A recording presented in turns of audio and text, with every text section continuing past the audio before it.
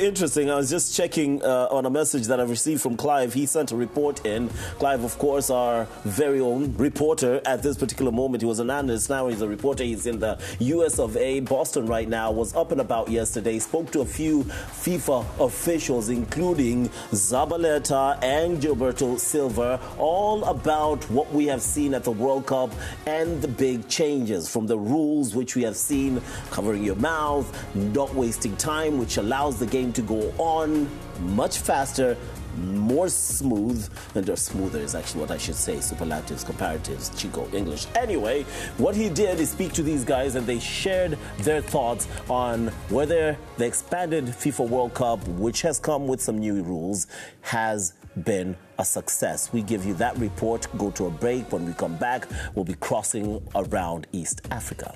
Clive.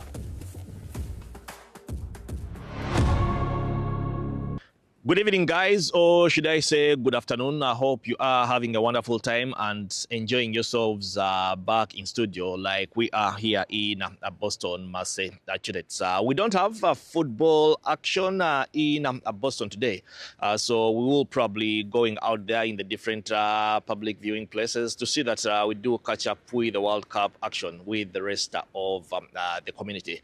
But of course, there is lots of things that have been making headlines on news at this going competition, and the biggest talking point has been the performance of the African teams. 10 of those are qualified for the competition, and out of the 10, 9 made it to the knockout stages. As we speak at the moment, 5 are already out of the competition, with 5 waiting to see who will be probably going the farthest. But one member of the FIFA technical study group, and that is a former Argentinian defender, Pablo Zabaleta, he has actually been impressed with the performance of the African teams at the World Cup. So happy for the African team. They all made it to the knockout stage, and that's something that really surprised me, how good they've been in the group stages. It was hard to play against them. They know what they're doing these days. The physicality of the African teams made a huge impact in the games. I would say not big surprises, but obviously I didn't really expect most of the African team to go through, and they did it, so very, very good for them. That was a huge surprise for me. Zabaleta and a number of members of the FIFA Technical Study Group backed FIFA's decision to expand the teams that were competing at the World Cup from 32 to 48. And according to him, that gave us an opportunity to see quality football played by teams that we wouldn't probably have seen if the World Cup wasn't expanded to 48 nations. Yeah, the quality in how they approach the game,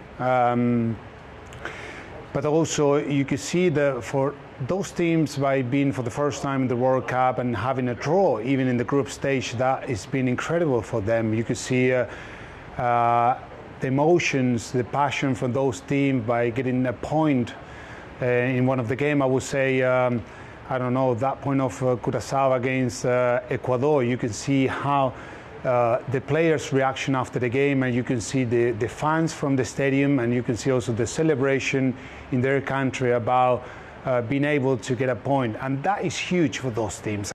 Just like Zabaleta, a former Swiss goalkeeper, Pascal Zuberbuhler, feels FIFA have been vindicated by their decision to expand the World Cup from 32 nations to 48.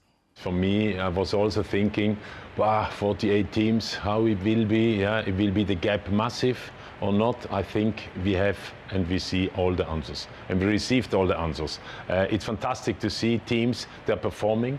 It shows clear that also the smaller nations against the bigger nations, the bigger names, they are competitive. And this is something what we observed so far with fantastic enjoyment. Before the World Cup started, FIFA and IFAB introduced new rules. 2 of those rules were the 10-second rule that was needed to complete a substitution, and the 5-second rule players needed to restart play. Now, former World Cup winner with Brazil, Gilberto Silver, says that this has actually improved the pace and the tempo of the game, which is good for the fans. I really enjoy because the game became faster. Last year we had an example of some teams, especially in the throw-ins. They took a bit longer to have it, and the goalkeeper also, when the ball was out, wasting a lot of time. But now it's totally different, and it's good to be somehow. I think the TSG group, make this observation, and now we have these rules implemented to benefit all the football, but for the players, for the game, for the flow of the game, but also the fans wants to see football, and see the game flowing. That's why they come here to expect the best as possible from the players.